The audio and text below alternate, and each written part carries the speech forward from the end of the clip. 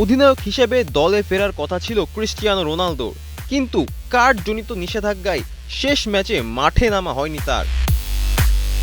মার্চে নির্ধারিত প্রীতি ম্যাচে ২৯ মার্চ আজতেকা স্টেডিয়ামে মেক্সিকোর মুখোমুখি হওয়ার কথা পর্তুগালের। সব প্রস্তুতিও প্রায় চূড়ান্ত, কিন্তু হঠাৎই নতুন সংকট। মেক্সিকোয় শীর্ষ মাদক সম্রাট নিহত হওয়ার পর দেশ জুড়ে ছড়িয়ে পড়ে সহিংসতা, সড়ক বন্ধ, অগ্নিসংযোগ, হামলা। পরিস্থিতি হয়ে ওঠে উত্তপ্ত। স্থগিত করা হয় একাধিক ম্যাচ। পর্তুগিজ সকার ফেডারেশন জানায়,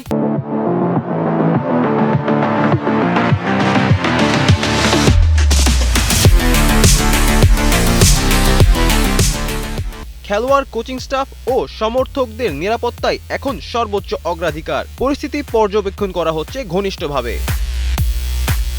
মেক্সিকোর কোচ হাভিয়ের আগুইরে বলেছেন, পর্তুগালের এমন প্রতিক্রিয়া স্বাভাবিক। অন্যদিকে প্রেসিডেন্ট ক্লদিয়া শেইনবাম আশ্বাস দিয়েছেন, বিশ্বকাপে কোনো ঝুঁকি নেই। বিশ্বকাপের আগে নিরাপত্তা এখন বড় প্রশ্ন।